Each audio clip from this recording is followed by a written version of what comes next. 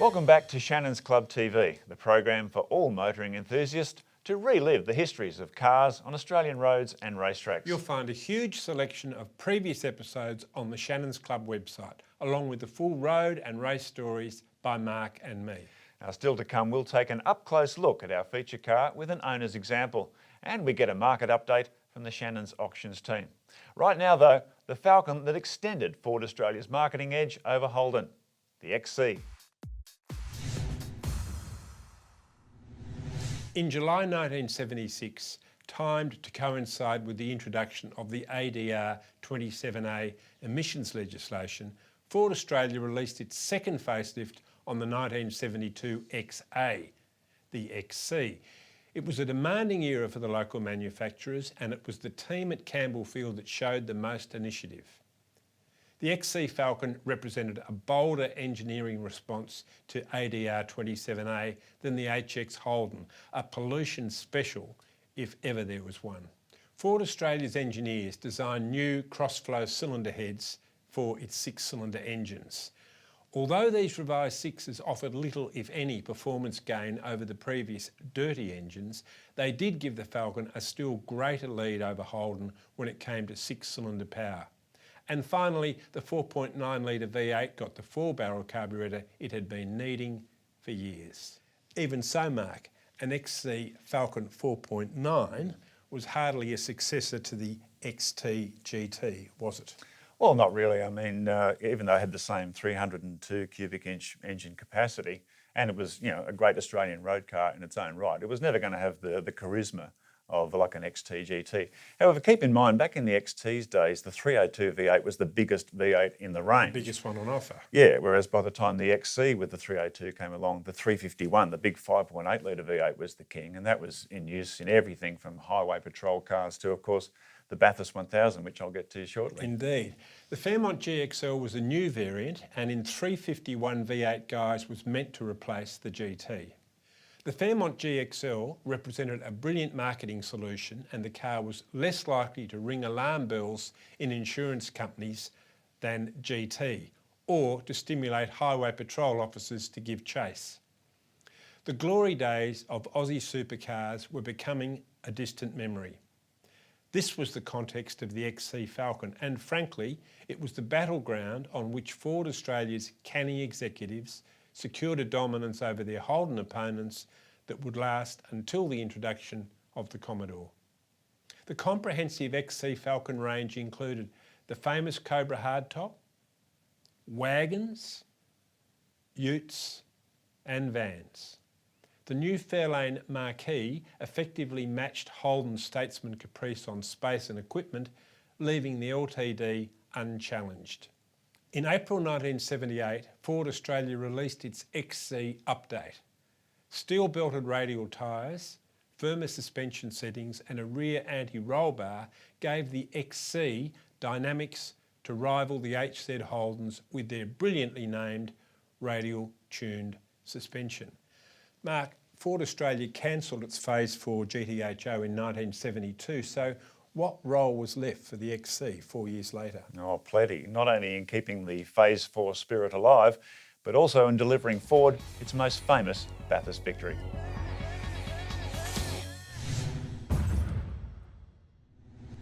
"1977 was arguably Ford Australia's greatest motor racing season, when it backed a formidable two-car Falcon attack which demolished arch-rival Holden in the Australian Touring Car Championship and claimed the first 1-2 formation finish at Bathurst.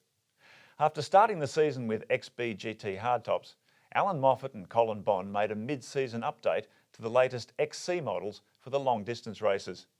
In pure racing terms, the XC 500 GS hardtop was basically a facelift and detailed refinement of previous XA and XB GT versions, and continued to benefit from a mechanical package based on the stillborn GTHO Phase 4.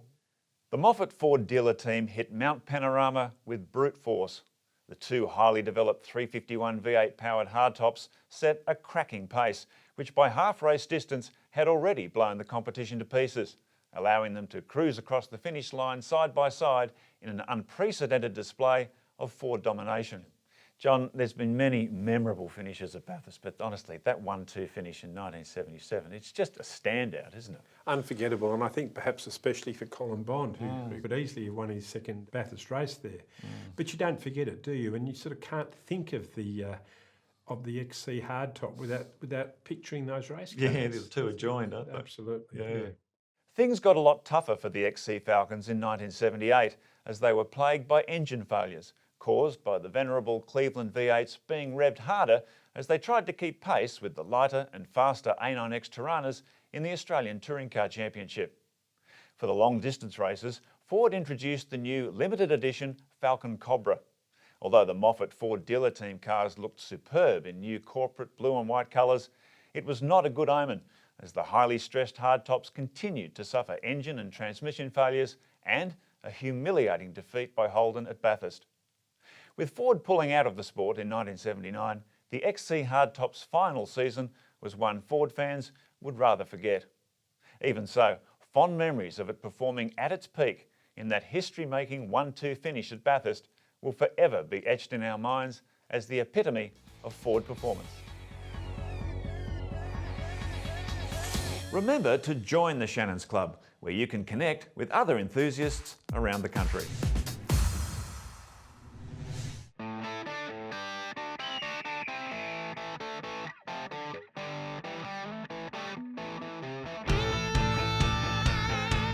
My name's Barry Laurie. I've had this car since brand new. The car's a 1978 XC Falcon two-door coupe. It's got a 4.9 litre motor with an automatic transmission. It's got four-wheel disc brakes, globe mags all round. They came with a custom seat trim, Schnell Racing steering wheel. The whole package is a Cobra. When the car was first on display at the Ford dealership, I was actually offered $1,000 not to take the car by the dealer because someone else wanted to buy it when they received it. The whole look of the car just grabbed us. We wanted one.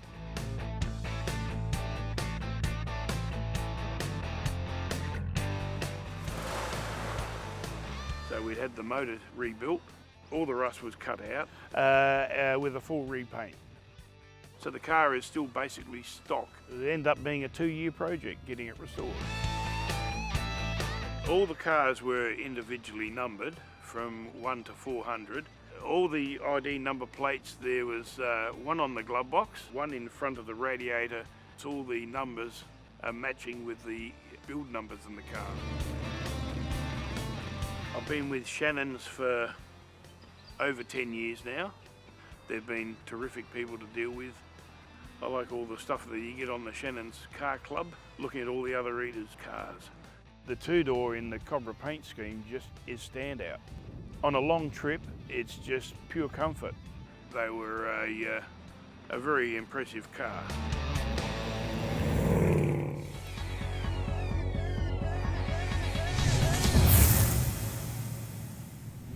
Tiny Hansen from the Shannons Auctions team joins us to talk about the XC Falcon. Welcome to the show, mate. Thank you. Hello, Tony. The XC Falcon, how does that sit in terms of desirability, collectability in relation to the XA and the XB? Well, I think the XA is always going to be the most popular of the model. XB's in the middle and the XCs are at the end. Even though the XCs are a little bit more refined than the first two, totally different dash in all across the whole XC range, including the Fairlanes and the LTD. I was going to ask you next about the Fairlanes and LTDs. How do they sit?